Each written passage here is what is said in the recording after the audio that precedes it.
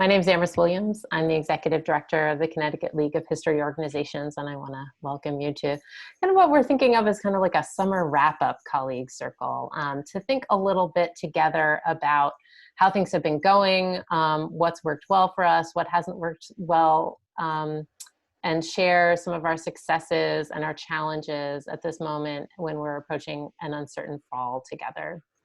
So we don't have a lot of these other colleague circles. We have had a few people on a panel to kind of kickstart the conversation. We decided not to do that this time because we wanted to turn this into a little bit more of kind of a town meeting approach where people could, be on video. And I think we have a smaller group today, about 35 people are signed up. So hopefully we can make this more of an interactive conversation and really fulfill that colleague circle mission to connect us to one another and really share what we've been doing and get help from one another with the things that we're finding challenging. If you haven't already, take a moment to introduce yourself to the group in the chat. You can find the chat by moving your mouse if you can't see the Zoom controls and select chat. You can also, I think, see a participants list and other things like that. If you want to rename yourself to something that's like associated with your organization, you can do that under the participants list. If you find your name and mouse over that, there's a more option. And if you select that, there's a rename possibility in the drop-down menu there. If you have any questions logistically as we go, or if you have a question, you want to kind of like queue yourself up to say something, I'll be taking a look at that and you can put that in the chat. But I thought perhaps the best way to get us going today was actually to talk a little bit about some of the preliminary results from the survey that we conducted, the follow-up survey that we conducted with Connecticut Humanities. We're still in the midst of taking a look at this data, but I've been looking at kind of a few of the graphs around it and just wanted to share a little bit about what we learned from you and the rest of the Connecticut sort of cultural community about how things are going, in August as compared to how they were in April. Right. So I think overall, one of the things that that jumped out to me is that overall, things are, the first question we asked was, how are things going compared to how they were in April? I would say about 40% of people answered about the same, but more people thought things were going better than were going worse for their organizations. So that's some heartening news, I think, for us here at the League. A lot of people have jumped in, as I think is quite obvious from the listings that we've had around events. People have really jumped into digital initiatives and remote program delivery during the course of the pandemic. So we have about over 50% of people surveyed were conducting digital or other remote programs. 20% were not doing any digital programs or were open to the public at all. So that does indicate that there are folks in our community who are having some challenges in reaching their audiences during this time and who perhaps haven't had the ability to, whether through software challenges or staffing challenges, which I know many of us face, had the opportunity to continue engaging with their communities at this time. But there's sort of a good group who have opened to the public in one way or another. As of the time surveyed, we had a little over 30% of the organizations say that they were open for outdoor events, and almost 40 open to indoor visitation as well. But a lot of people are not sure about how they're going to reopen to the public. Over 50% of the people answered that they weren't, who weren't open to the public yet, indicated they weren't quite sure when they were going to open. About 30% were planning on doing so next year, and a smaller portion, or less than 20%, indicated that they were going to be opening to the public in the fall. And in terms of the digital programs that people have been offering, a lot of people have been using Zoom or other video conferencing applications like the League, and doing videos. Those seem to be the predominant forms of digital offerings that people have moved to. In terms of funding and relief support that organizations have received since the pandemic began, we had over 80% of respondents said that they had received a PPP loan through the Paycheck Protection Program, and over 50% also received a Connecticut Humanities CARES Act grant. So this is good.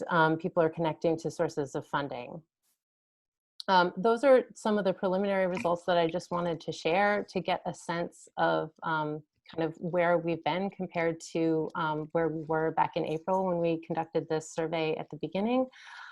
We'll be sharing more about the results of that survey and getting that out to you, perhaps in another colleague circle, or sharing more detailed breakdown over email. But I just wanted to get that out there so you can get a sense of where things are in sort of our broader community. So thanks to the folks at Connecticut Humanities for collaborating with us on that project as we seek to be here for you during these challenging times. So that's really kind of all that I wanted to do by way of introduction. I've got a good group of people here, about 23. You all are here for a reason. So I'd like to open things up to a more general conversation about how things have been going for you this summer. And I might kick things off by just asking for people to share some of their successes, success stories, things that you've done that you think were actually a really great thing for your organization or your business or you as an individual to do, and get us going on a positive note.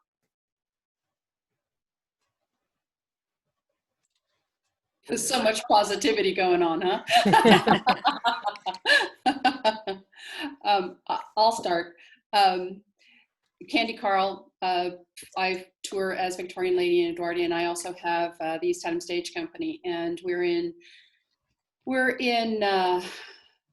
kind of a roller coaster ride of doing the whole pivot and turning thing, which we weren't able to do at Gillette Castle, where the East Haddam Stage Company is in residence at Gillette Castle State Park. And because of the closing of the house itself, and then the mandates of 25 or less or people spread out, et cetera, we weren't able to have our season this year, which was really disappointing after 12 years. So that's unfortunate. But one of the things that I have done to see what can be positive going forward for the East Haddam Stage Company in particular is Theater Resources Unlimited out of New York City. I have joined their Zoom meetings, and I have sent out a call for writers to do one acts based on 19th century subjects, artists, painters, sculptors, etc., actors, etc. And I've gotten some really great responses from people who have written small pieces on a variety of different historic folk. One is on a female playwright who was in love with Chekhov, and supposedly it's based on a true story. So I've reached out to try and get some of those smaller pieces, 2 people, 3 people, and hopefully we'll be able to get those on their feet. And now that we're in this next phase, we can offer those inside to 50 or less people. So that's where the goal is for that. As far as my Victorian Lady and Edwardian programs, of course, this year, 2020, was so important with women's suffrage. And it broke my heart how many things had to cancel that were based on that. There's no getting over that. That is a negative that is just going to stay a negative. Even though I have been able to do a couple of my suffrage pieces, one for a steampunk festival in Maine, they went virtual, but also for Chicopee Library. What I'm running into is, as positive as a response has been from those either historic sites or libraries, is that they feel that their patrons are screen fatigued.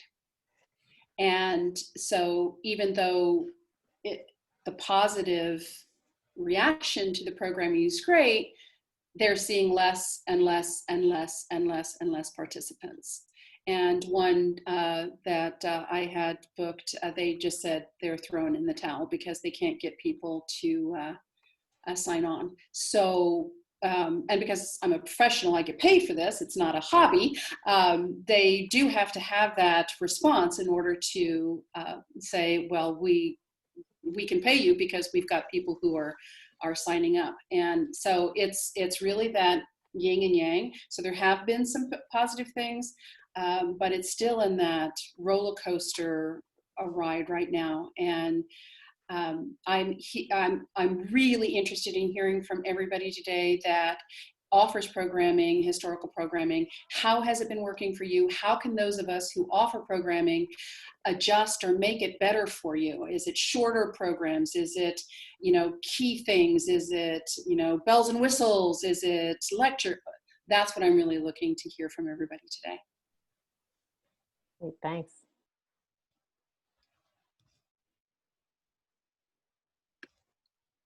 Rob? Hi, I'm Rob Krett with the Connecticut Historical Society, and like a lot of other organizations, we've shifted gears to move a lot of things online with digital programming, and we've had about 1,500 participants since the pandemic with online programs. They're free, so I think that makes a bit of a difference. And participation has ranged, but as sort of an example of one that went really well, we had the staff work together with organizations in New Haven, and we did a presentation of women of color with the suffrage movement, and 102 people participated with Zoom. With that, actually, they use Crowdcast, a different kind of a software, and they were from as far away as Jordan, and so it was kind of interesting to see that this pandemic has given us the opportunity to reach some people that we didn't think that we would reach previously. It's also given us a chance to do some planning, and so the organization embarked on a strategic planning effort in January, and when the pandemic hit, we thought we would hit the pause button, but we decided to continue to move forward with planning and felt like there's no time like a pandemic to do some strategic planning. And so that's actually been really positive for the organization to do. The other thing for me, I find that there's more frequent Zoom interactions with people across the state and people across the country. And so I feel like I've had a chance to interact with colleagues much more frequently with the ease of something like Zoom. We've been back to the office since July 8th, and we're rotating half the staff one week, half the staff the other week to keep the numbers of people down. And we've opened to the public on the 18th, and our walk-in visitation this time of the year hasn't always been very high anyway, but it's actually at about 60% of what we did same period last year. And so we've got somewhere around 250 or so people that have come to the CHS since we reopened in mid-August. A challenge I think that we've all been faced with is how to keep staff morale up, how to keep people positive. One of the things that really has been challenging for the CHS is one of our primary audiences, like a lot of other organizations, are school groups. And so we've really been affected by the lack of participation with school groups, and with what schools and parents have on, teachers and administrators have on their plate, we don't anticipate that audience coming back for a period of time. We did get some NEH funding to do more distance learning modules, if you will. And so the staff has worked together with CREC and some other educators to put together more distance learning modules. And our expectation is that even if there's a vaccine and we get past this whole thing with the coronavirus, that there will be some hybrid model that we'll actually be working on going forward. And so I've just been impressed to see the education team really step up and learn about some of these pieces of software to present information. I don't know how well the school groups are going to be able to utilize the material at this point. We've tried to think about some of the pods that are developing in communities around learning and how to make contact with them to make information available to them as well. So I think that we've prepared as well as we can, but also are sort of cautious about just the reality of what parents and teachers are dealing with and kids are dealing with school these days. And so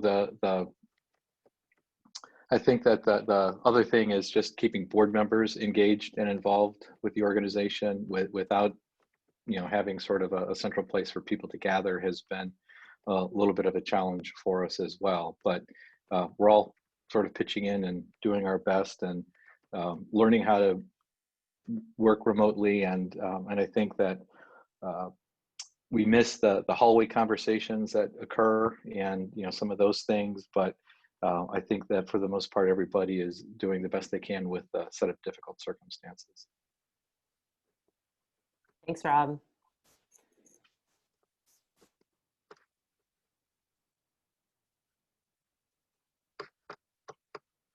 Well, I'm Ann Stabner from Blue Slope Country Museum.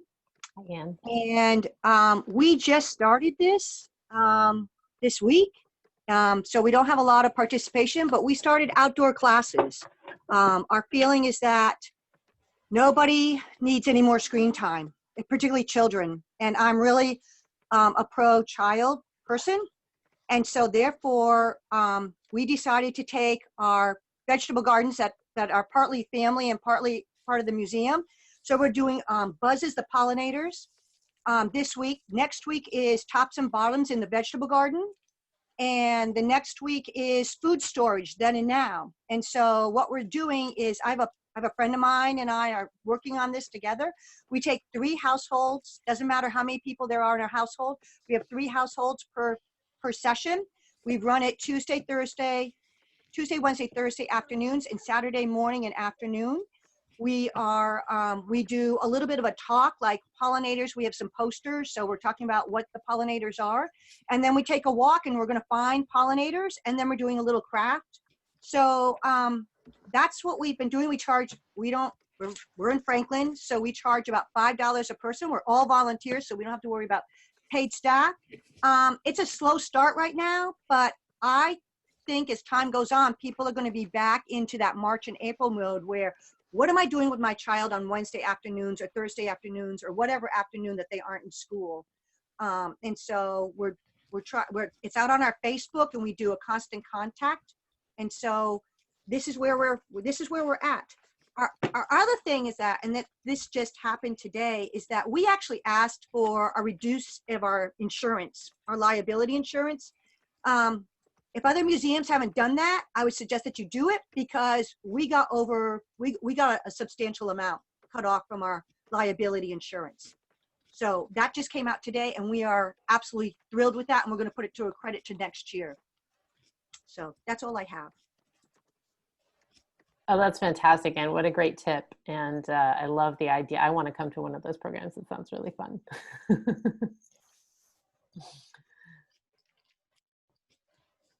Doug. Oh, just unmute yourself. There we go. Okay, I'm going to unmute myself. Sorry.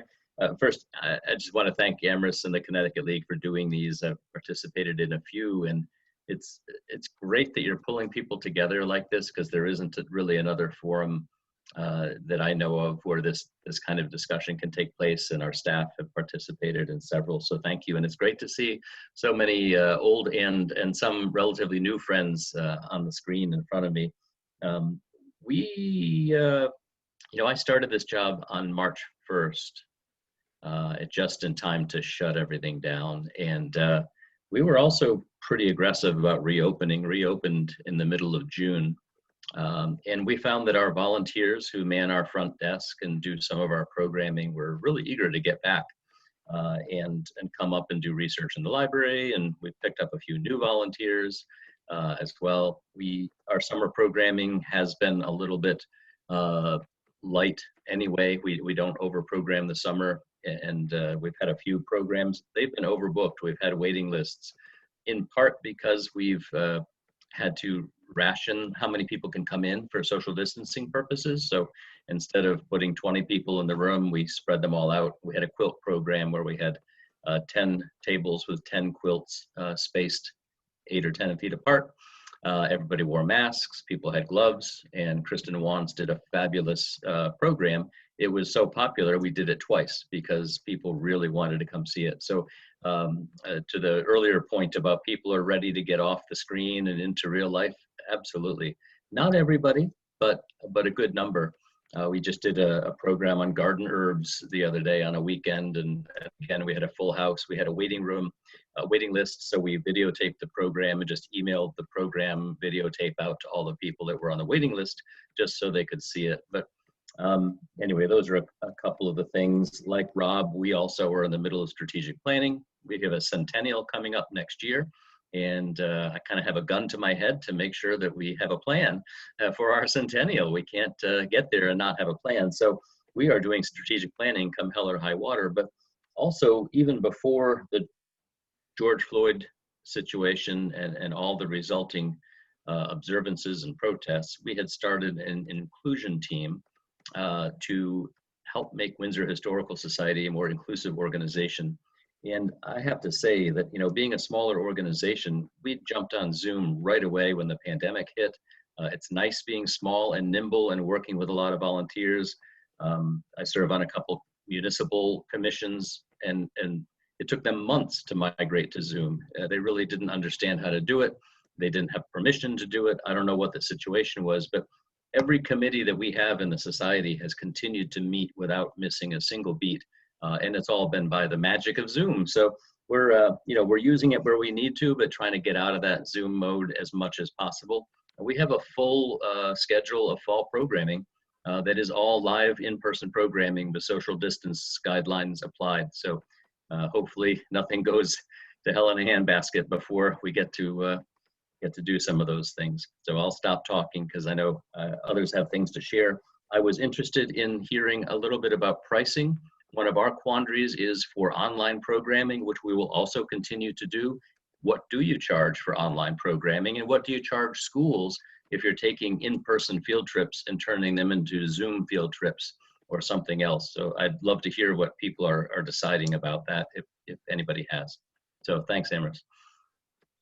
Great. That's a great question. I mean, you know, this is something that the League has been thinking about too, especially as we approach the fall, sort of somewhat differently than the summer, because we had for our summer school, we were doing just sort of a flat $5 rate for each of those, with a free code for people who, you know, were experiencing financial hardship due to COVID. So if people want to share a little bit about how they've been doing their pricing, that might be a good thing to pop in the chat. We can sort of have a record of it for like what you've been charging for programs if you feel comfortable sharing it. That'd be a great resource.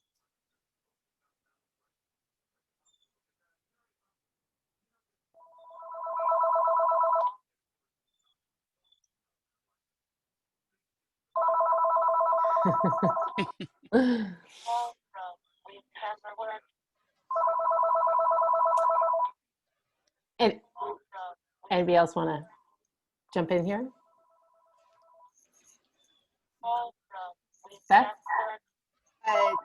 From my position with the Jewish Historical Society in the Hartford area, I was just, my audience's interest in being on Zoom has apparently not waned, somewhat to my surprise. So we had a lecture with from a historian who's based in Washington, D.C., who we wouldn't have probably been able to bring under normal circumstances, but was able to co-sponsor that with several synagogues in the area. And we had 90 people, I think, on that meeting. And the other we did a program about Jewish cemeteries in Hartford in July that was also very well attended. So I don't know what the patterns are, and these have all been free programs, which has been sort of the norm among other Jewish organizations. This summer at some point we do want to start charging, but I'm not sure when that's going to be.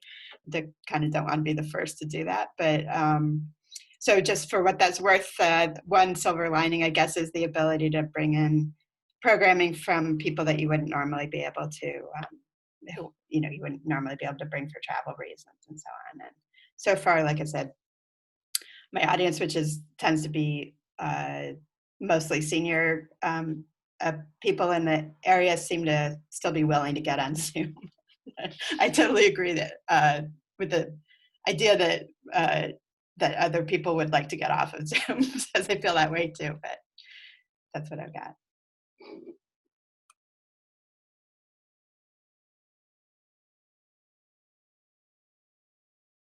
Oh, Leslie, you've got your hand up. Go for it. Going on at Avery Cop, unmute yourself. Forgot about that stuff. So the Avery Cop House is a historic house museum in Groton, and we just opened 2 weekends ago. So we've been pleased to have a small but steady number of visitors. We are not charging though for that. We're open free, having had to reduce the tours, to a shorter time frame and only 1 floor of the museum instead of 3, and we just didn't know how it was going to work. So we just decided to offer free tours and have 2 prominently displayed donation boxes. And I have to say, we take in as much from donations, if not more, than we would if we were charging people. So that's at least over 2 weeks is all I have to judge it by. We're only open Saturday and Sunday. Seems to be okay. We're just starting to dip our toe in the water with programming. We're going to have an outdoor art lesson in September. And I'm mulling over how much to charge for that. We did it last year. It was $20. It was well attended.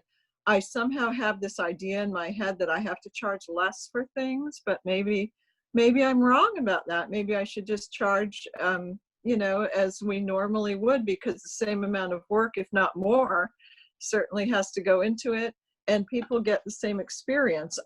I guess I feel it, and other people I've talked to at other places in our region are feeling this too, that they're worried about people responding and coming out, and maybe they'll be more likely to try something if it's inexpensive or free. So I'm just interested to hear if anybody else is feeling that pressure as well.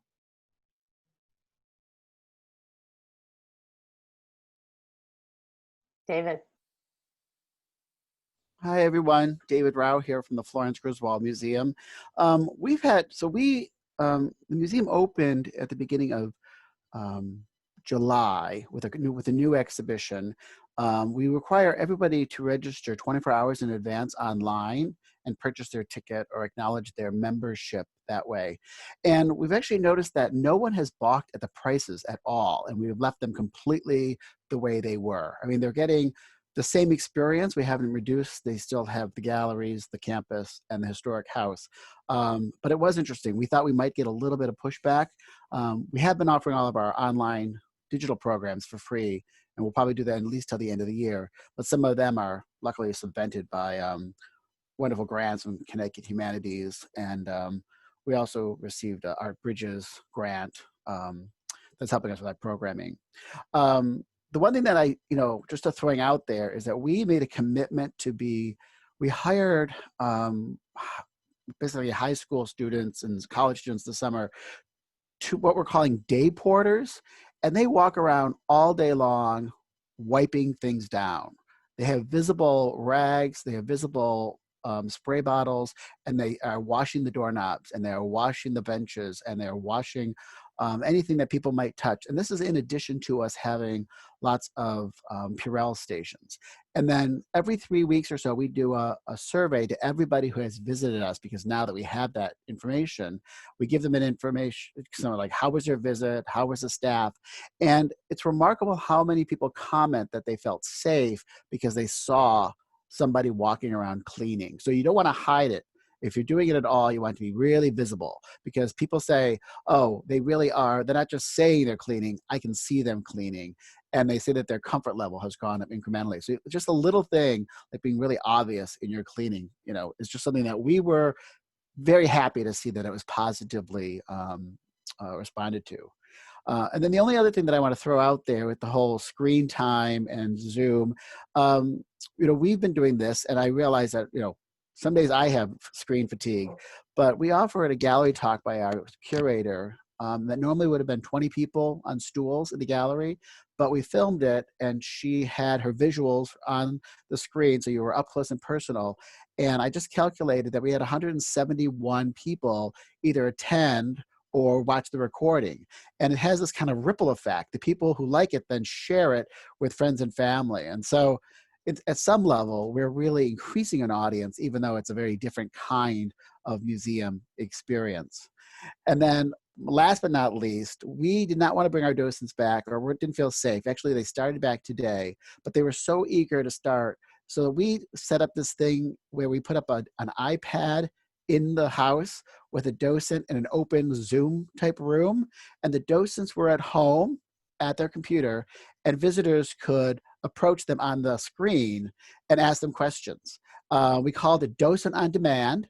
And it was, it was fairly successful. We have limited numbers of people coming to the house, so it wasn't crowded. So there was some downtime, but there were also some really magical moments where the docent could tell their story that they've been holding inside to an audience using this kind of virtual cyber room. So for other organizations, I mean, it's a pretty low cost, high impact way to use technology on an ongoing basis. But now that our docents are coming back on a regular basis, we're going to take the Docent on Demand and put that, for use down the road. But it was really cool, and they seem to get a kick out of it.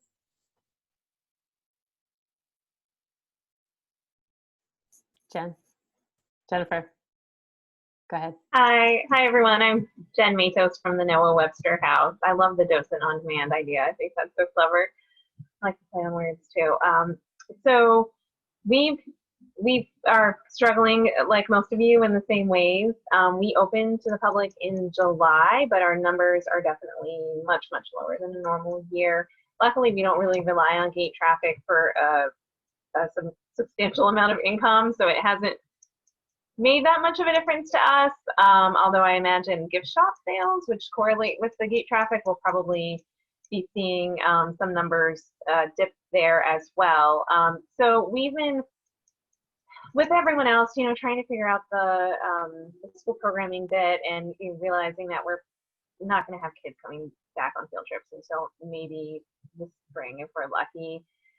So I am curious if anyone's had any success looking for platforms to host their virtual field trips. We actually spent some time with a group called Vermont looking to see if we might use their platform. And in the end, we found that it didn't really offer anything that we couldn't. So we're now looking at maybe hosting this virtual content for a virtual field trip on our own website and putting up a paywall, or having it be a locked experience that once you book it with us, then we'll give you the code to get in. So I'm curious if anyone has had any success with that, because right now we're just going to take matters into our own hands. Fall is usually our busiest time of year, and we're actually going pretty full force with most of our programming. So we're fortunate with one of our programs. West Hartford Hauntings is an outdoor program that already, it's a cemetery tour, and you only have like 15 people on a tour. So we're actually going ahead with that, and hoping people will sign up for it and go to it. And we're doing a couple other things as well, a little differently. We do a West Hartford house tour every year, and this year, instead of opening up 5 or 6 houses, which logistically sounded really challenging, we're opening up one mansion, and we're trying to figure out all the safety precautions right now. So we're having timed entry, so only like 10 or 15 people can go in at a time. Obviously, masks are required. We're trying to kind of make some of our traditional programming work using these types of restrictions. We also did some outdoor events. So we did a food truck event where we had food trucks come to our site, our parking lot, and then we set up tables and chairs, and people could eat outside. And with that, we did actually do a suggested donation, and like someone else had said, we actually found that people gave very generously, that it was better not to charge doing the suggested donation. I think out of the 2 nights we did it, we had one family who was like, we're not going to donate, and we were like, okay. do what you want, come on in. So that has been really successful. And then the last thing I wanted to say, because Beth Rose invited me to come to say, was we've been trying to do virtual content. And the one thing we've done that has been really successful is we've been doing an armchair tour of West Hartford history that we started in March. So we do, it's very cheap to do it, except for it's a lot of time to get it together. So we're literally just posting a video on Facebook every week. We started out doing it on Facebook Live, and that was way too stressful. So we are now taping it, and we just air it every week on Facebook, and then we're like a week behind on Instagram, and we put it out in our e-blast as well. And it has gotten like a really phenomenal response, which is super exciting. So it's definitely increasing our audience. One of our videos actually got on Facebook like over 4,000 views, which was really like that one, for whatever reason, a lot of people shared it. I think typically we would get like 500 to 1,000 views on each video. It's people are asking now, like we had the local radio station wants to like take our audio and play it on there, but we're trying to figure out how to monetize it. I do think we've gotten members, and we've, not a huge amount, but some, and I think it's helping people feel connected to the community. And so hopefully if, things turn really bad for us, they'd be like, oh no, we want you guys to stay. We want to see your videos. So hopefully we're creating that connection in our community. But in the meantime, we're actually exploring we're kind of selling out a little bit. We're going to try to get corporate sponsors for videos. So we're going to try to get sponsors for every video. We're putting packages together to try to figure out, like in the beginning of the video, I would just say this video is brought to you by blah blah blah. And so we're trying to figure that out. It does kind of feel like we're selling out a little bit, but we definitely need money to survive. So those are some of the things we're doing. And again, if anyone has any tidbits on how you're handling your virtual field trips, I would love to hear about it. Yeah, Rob has said that they at CHS have been working with an organization called the Center for Interactive Learning and Collaboration to do their distance learning. So that might be something you could take a look into. Yeah, I mean, I'm hearing from people that, the power of the asking for the donation can actually be a good power. I mean, this is sort of the NPR model, and it works for them. And I have spoken to several members over the course of my time with the league who have, talked about how much you can actually make if you just ask people to give. So I'm not saying that that's the only way to go about it, but I am hearing, some anecdotal evidence that that is something that can work, and that perhaps we shouldn't be so afraid to, ask. And also to charge for, like Leslie was saying earlier, often it can take more time to port a program to a virtual program. And if we're thinking about the time that we're putting into this, there's no reason we should be discounting stuff necessarily just because it's virtual. So I'd be interested to hear what other people think, but I would agree, as we're approaching the fall, I think the league is hoping to, is thinking about a similar pricing model to what we've been doing for other sorts of programs, although we plan on doing largely virtual programs for the time being. So that's kind of where we're sitting at the league, but it sounds like, for good stuff, people are not going to complain. So just make your program good, I think is the lesson, right? I saw Jamie join us from the Mill Museum. I know that in many ways this colleague circle was inspired by an exchange I had with you. I'm wondering if you would be willing to share a little bit about what you've been doing out in Willimantic. Oh, we don't have audio for you, Jamie.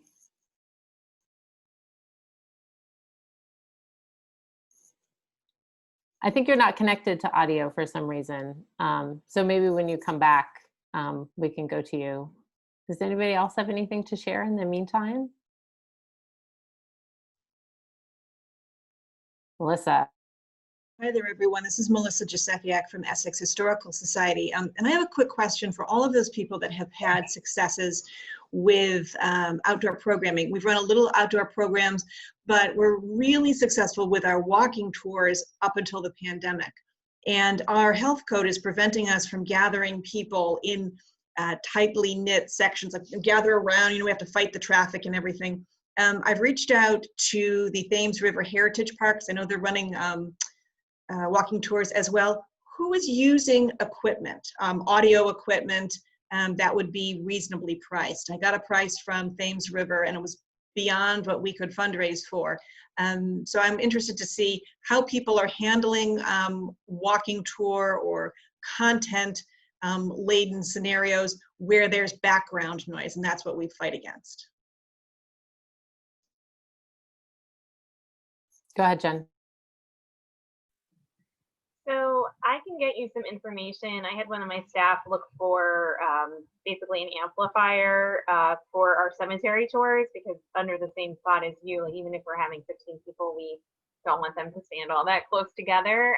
So Sure. she found something that we tested out recently that we were going to go ahead and buy a few of them, and I think they're about $30 each. So it seemed, and it's like a microphone that you have like a clip-on amplifier for it. So I can get you that information. Thanks. I'll write to you. Thanks, Jen. Okay, thanks. I can email with you too, because I did some podcast stuff with my oral history at Hagley. So I mean, I think you can get a directional microphone or a lavalier type microphone like Jennifer is talking about. Some of that stuff can be kind of expensive, but you can get stuff kind of lower on the totem pole. But B&H Photo Video is always a good source, I find, for great reviews and information. If you're looking for audio equipment, I always they're a great retailer. Great. And don't forget, you can rent. Good point. You don't have to buy it for the entire year. If you only need it for a month, you can rent. And sometimes the cost differential, if you're only going to use it for a month, you can actually up the quality by renting it than having to have bought that equipment. It just depends on how often you anticipate using it. But there are a number of different places in Connecticut that rent really high sophisticated sounds, we call them personal sound systems, the walk and talk kind. That's good to know. Thank you, Candy. We're closer, you could borrow ours. We'd let you do it for free. There you go. Thank you, Doug. Leslie, I see your hand up again.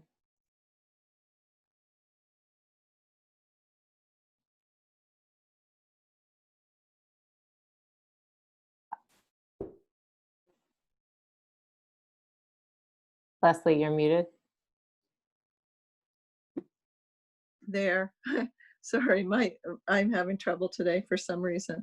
My comment was mainly like Candy's, that you can rent these things, but it's still costly. And I just have found myself wishing that there was, I don't know, say a central unit owned by, I don't know who would own it, Connecticut League, say, and members could check it out and borrow it as needed. Or pay a small fee to use it or whatever. I know the technology changes, pretty swiftly, but it's so expensive. The one that Thames River Heritage Park has is fantastic, because the guide can just talk in a normal tone of voice and people some distance away can hear perfectly. So there's no having to raise your voice over traffic or any kind of sound, and no worry about keeping people unsafe distances, together or whatever. So I just have been fantasizing lately about if there was a place where we could rent, check it out once a month with joint ownership. I don't know how it would work. It's just a dream. Yeah. So there it is. That's a great idea. I'm also thinking about on this audio front, it's the radio people who really, have the equipment.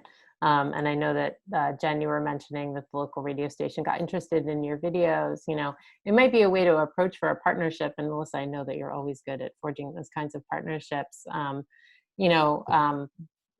Whether it's with like a radio group or sometimes college campuses have have kind of recording equipment and other things like that. So there could be other kinds of collaborations, but I do love Leslie's idea. I'm always into buying audio equipment. Sounds like a great thing. Thank you.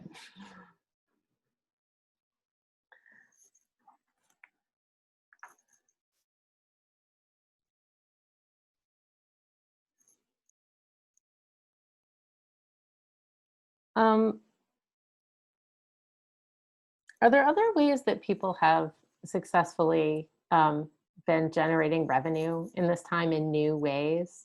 It sounds like most people have been doing virtual programs for free for now, but I'm wondering if anybody has any tips on things that they have charged for that are sort of a new form of generating revenue at this time of distancing and being remote and all of that, other than just charging for like a Zoom program.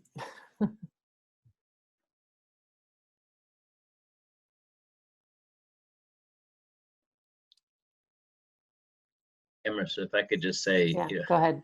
I know there's a lot of creative things out there, but the Hartford Foundation ran a really great workshop. Some of you may have done it over Zoom way back when this all first started, and they had a fundraising guy on. And to echo the point I think you've made and a couple others, there's no substitute for a direct appeal. You know, mail appeals to your membership is still probably the most effective way you have of generating revenue. And the COVID-19 pandemic, the fact that you're all serving your public through all these creative ways is really compelling to them. They see that you're trying to help make their lives better during this situation. And a direct appeal is a great way to do it. We do ours, you know, by letter. We also follow up with emails, and we've had pretty good results. And I think a lot of those that have done that have as well. I know I get them from a lot of people too, so they're pretty convincing.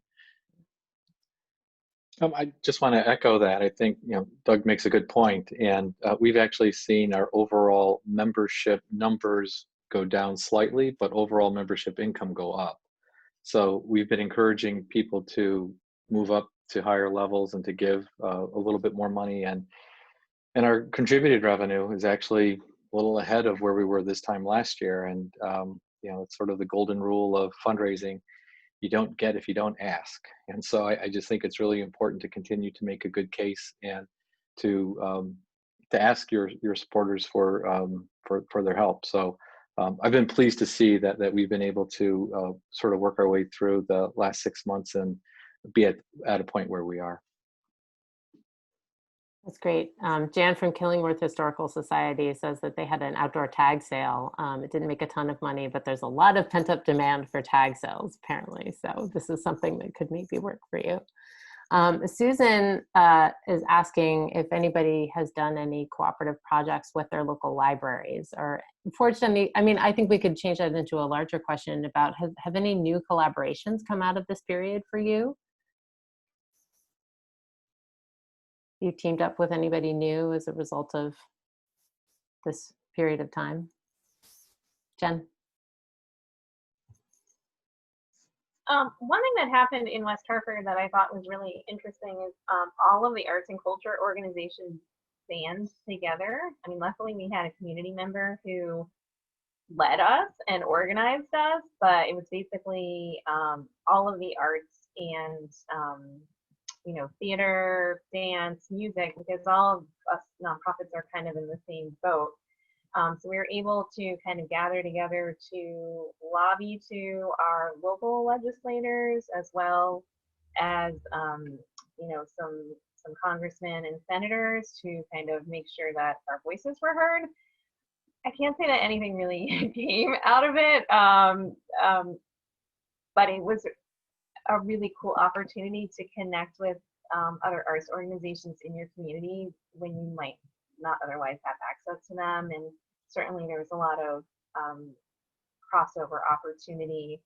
I think it just helped us all feel a little bit more connected, like there's, you know, other people out there who are going through the same thing in the same way that this group, you know, is also a great sounding board. And I do think, I hope in the future that CLHO will continue to have meetings like this because I think it's a great way for us all to connect without having to hop in our cars. And I know David's down by the shore. We're all spread out all over the place. It's just really great and convenient way to meet. We do plan on continuing these because we would agree that this has been a really good way to get people together without having to, like cross the dreaded Connecticut River or, drive halfway across the state. Susan, did you have anything to follow up on that question? Is there a sort of project that you're contemplating with your local library that you'd like to get some ideas about?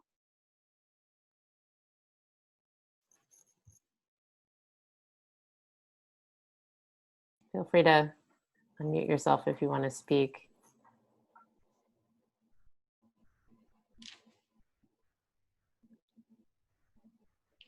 Okay, hearing nothing from Susan, so I don't want to. Rob, were you about to speak? I didn't want to cut you off. Oh, I was just going to say quickly, I have talked to a number of museums that might not be opening, but they're working with some community partners, whether it be the library or downtown businesses that are vacant and looking to do some exhibitions or ways of sharing their collections in other spots where people are. I'm not sure how they're really going to monetize it as much as get their collections out there and continue to interact with the public.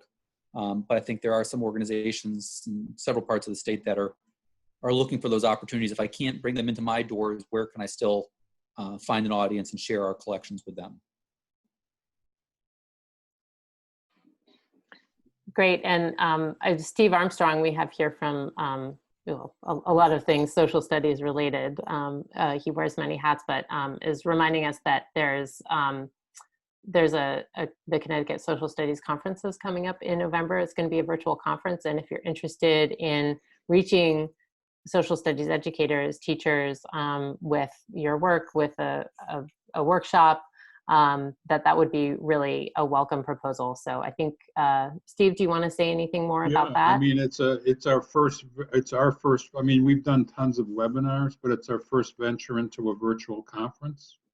So, and we would really, I'm not just saying this, but we would really welcome if anybody has something that would be cool for all of socials, all teachers from all over the state, that would be great.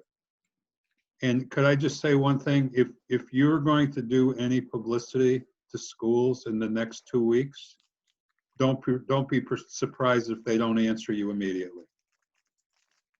You know where I'm going with that.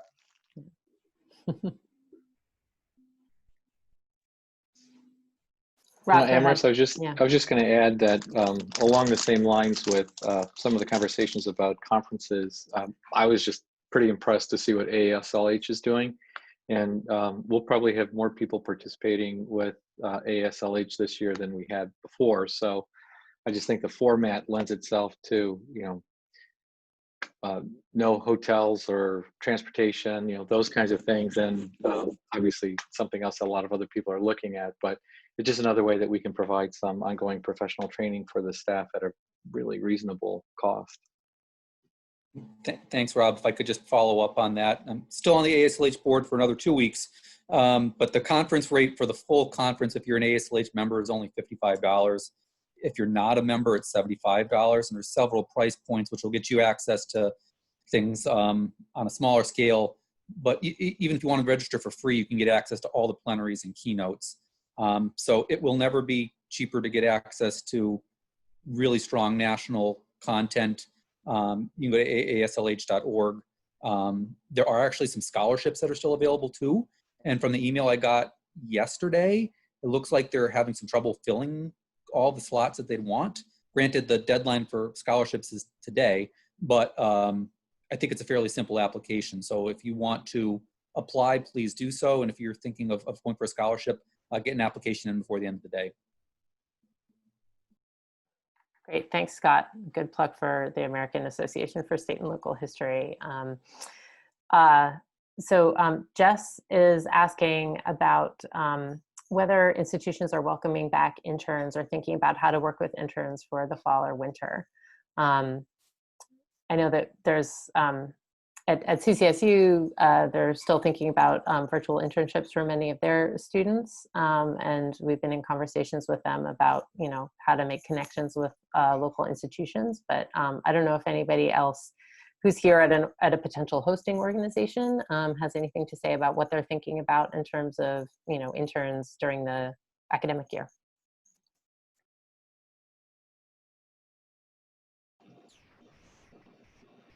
Go ahead, Melissa. I had a virtual intern this spring from Mitchell College, and I largely put her on collections work at this point. And when she graduated, she said, she's 22 at this point, and she said, I feel safe and you don't have anybody else coming in. So we specifically have a day when it's just the two of us, and we do this little dance around the library, staying far away, but she's gaining valuable skills, and we're keeping it nice and distant and getting caught up on all of that backlog material that I couldn't get my regular volunteers to address.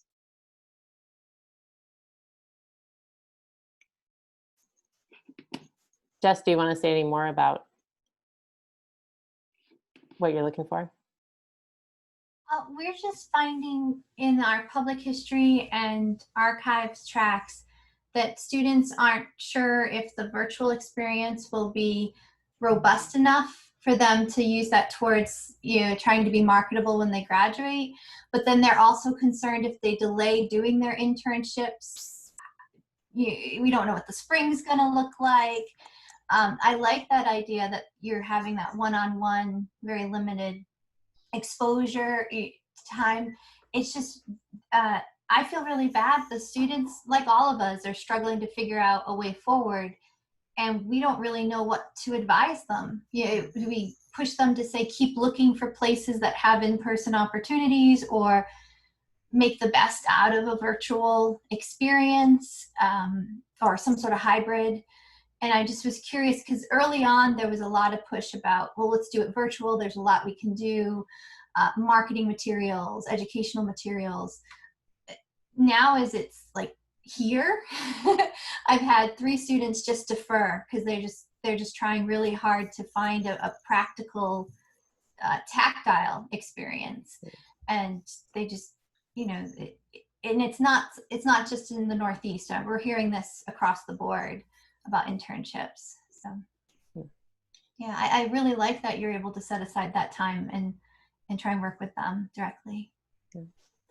I'm sorry, I think Beth, were you gonna say something? I saw I don't know if you were.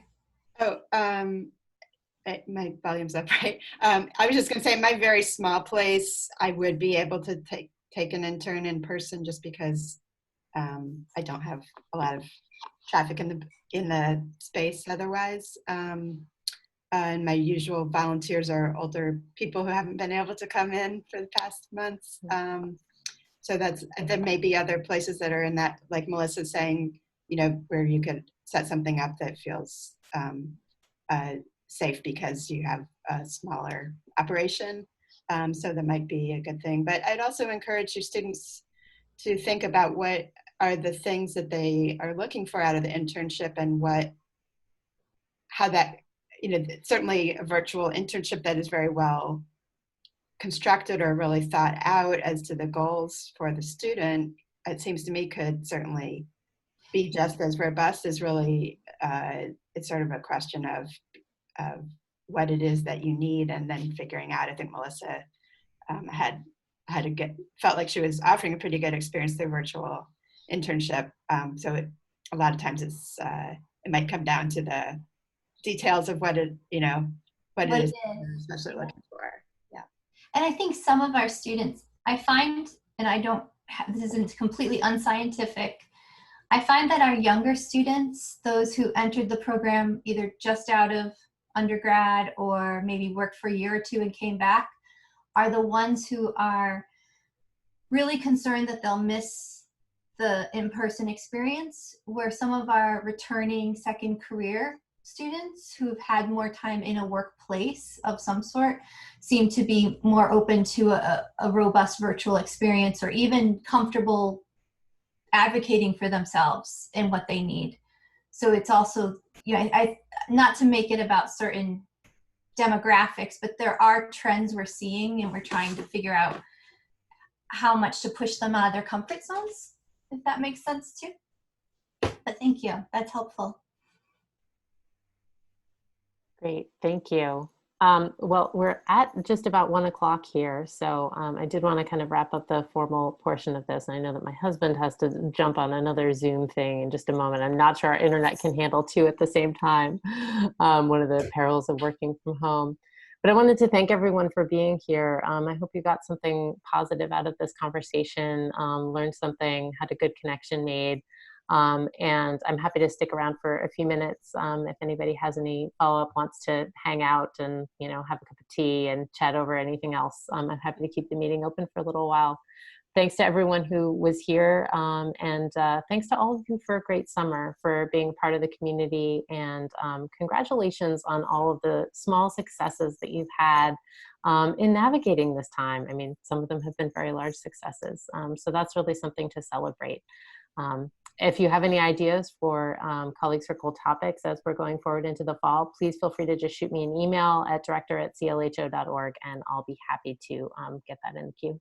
Thanks for being here. Thanks, Amrose. Thank you all.